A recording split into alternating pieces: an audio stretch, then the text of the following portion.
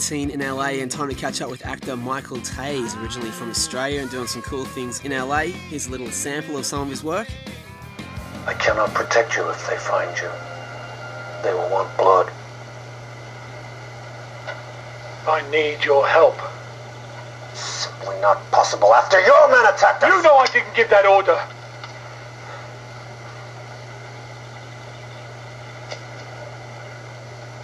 Word has spread to the other tribes. There is nothing for you here. Yeah, so it was fun to catch up with Michael at his awesome pad high in the Hollywood Hills there, and the funny thing about this interview is that I took the smaller seat, so I look like a jockey looking up to do the interview, but here's Michael Tay. Michael Tay, it's great to meet you finally. I've been messing you around for a couple of days, but how's things? Good, not too foul. That's the way. Mate, stories. How did you end up in LA and get this thing going on with your acting and everything? Oh, God, that's a really long story. I don't know if you've got enough tape. You might have to edit it.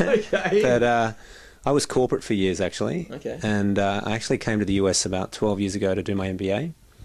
And because my father's actually Chinese, and so like a good firstborn son, it's your job to get excellent education and have a prestigious career. Right. And so did my MBA at Kellogg, which is like the #1 business school in the country, and tried investment banking on Wall Street. Hated it. Right. Went back to consulting, which was what I did before, to media and entertainment companies.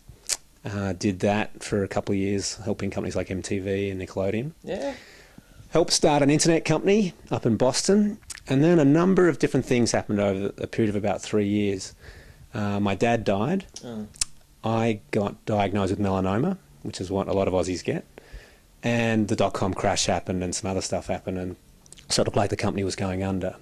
So I had all these reasons to reevaluate what I was doing with my life, and I figured out I was collecting prestigious degrees and having full-on jobs, working 80 to 120 hours a week, just trying to make my dad happy, and he wasn't even around anymore. Wow.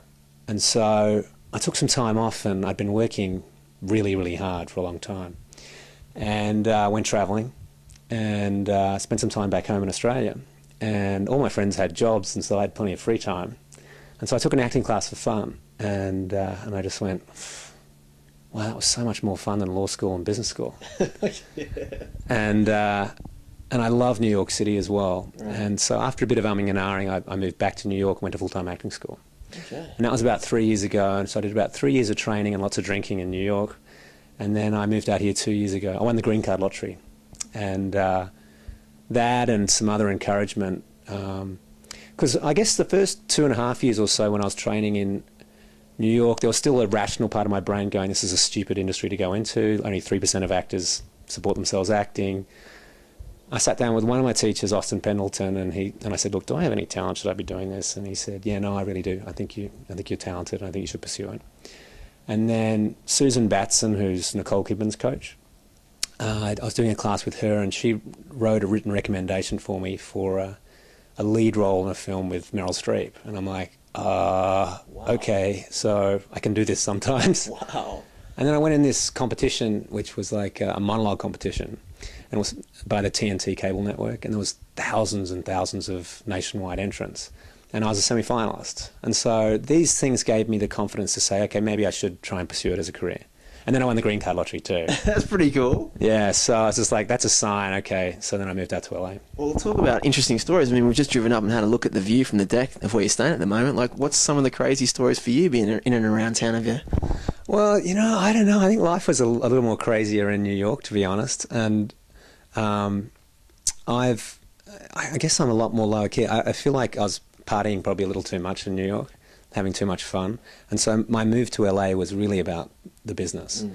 And so since I've got here, I've been very focused on class and networking and working as much as I can.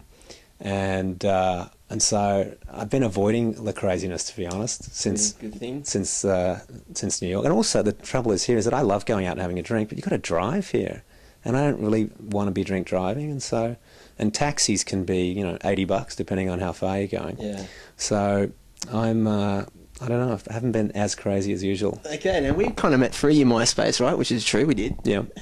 And all the hotties that are on your MySpace page, are you a single guy? I am a single guy. Well, how do you find the dating scene here in LA? Because according to your page, man, there's some hotties on there. Yeah, well, what's on MySpace isn't necessarily translate to real life, unfortunately. You know what? I reckon dating's tough in LA, especially when you don't have a ton of income anymore. Because I gave up a great salary to become an actor, and when you're a relatively new actor, there's not a lot of coinage coming in. Yeah. But yeah, so I do find that there is this.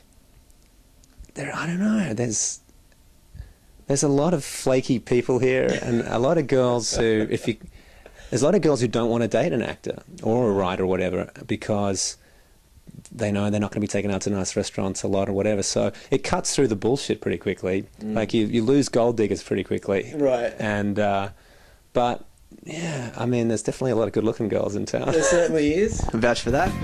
You're working your way from the ground on down.